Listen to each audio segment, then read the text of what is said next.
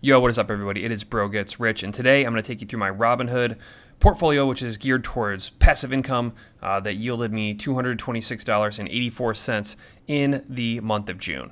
And yes, I have my shirt off. It's really hot where I live, so if you're not secure enough to watch a man talk about his passive income with his shirt off, then this video ain't for you. But if it is, stick around, not financial advice. Make sure to like and subscribe. Let's get into my Robinhood portfolio.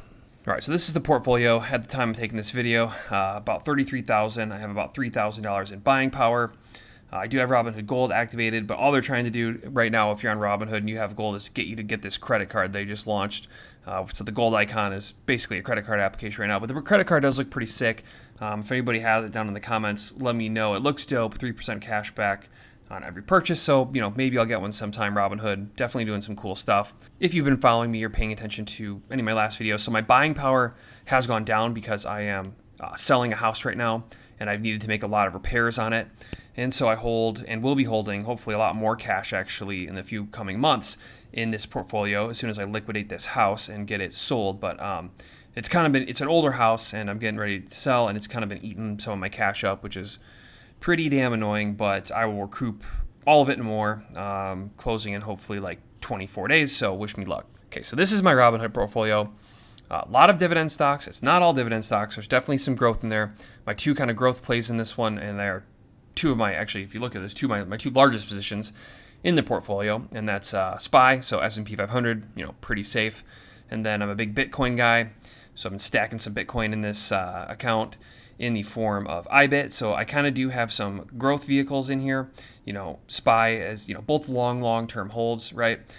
SPY is just a little less volatile. Obviously, Bitcoin can be a little bit more volatile, but it's definitely a lot higher growth if you have the stomach for it and you understand Bitcoin and you have a long time preference, which I do. But everything else in here is just basically geared toward dividends. SCHD, which is the largest dividend stock in terms of capital allocation, and that's because it's one of the lower, actually probably the lowest yielding out of all of the other ones, but it's also like low volatility, just kind of a staple because you can't be all risk, because the other ones I have are really high yield, really attractive, but definitely a little higher risk. And getting into my monthly paying dividend stocks, which I really love, and I'm not gonna lie, as soon as I sell this house, right, like I'm definitely gonna beef up these a little bit, but I am gonna hit especially JEPQ, QQQI, and SPYE a little bit more heavy because I do really love the monthly income. Largest in JEPQ, and then I've really been getting into QQQI and SPYI, which are funds that write covered calls on the QQQ and SPY for you, and they pay monthly. And QQQI I think yields about 14%, and SPYE around somewhere around like 10 or 11. And the last one to round it out is a newer one. Probably one of the riskiest things I think I own right now, and that is MSTY, and that is a yield max ETF that writes covered calls on MicroStrategy stock.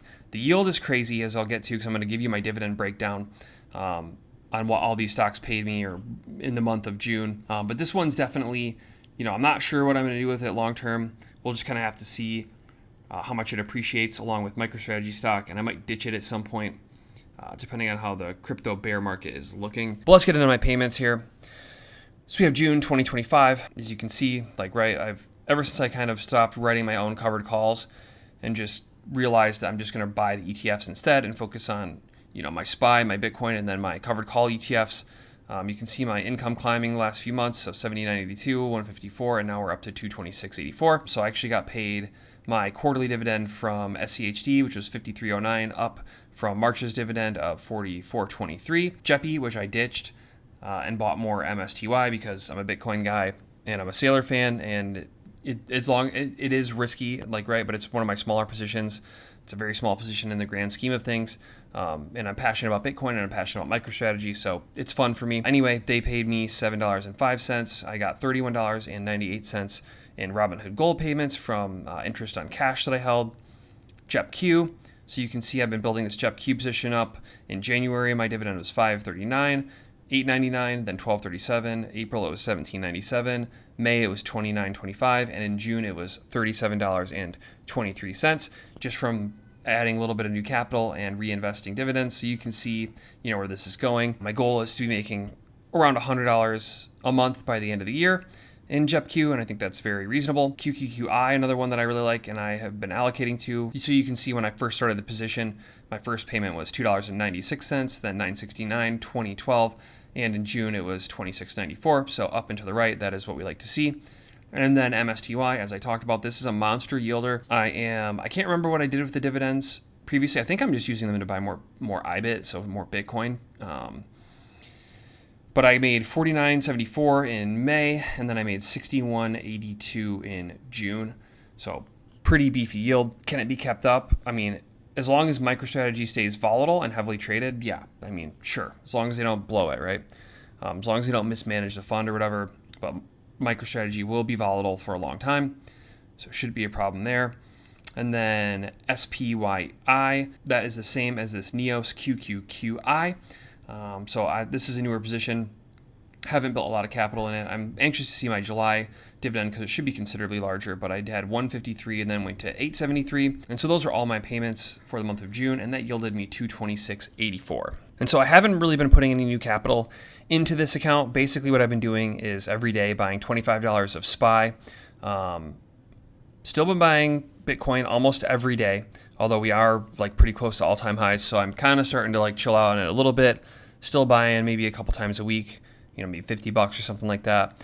And then I'm pretty much just buying every day JEPQ, QQQI, and SPYI.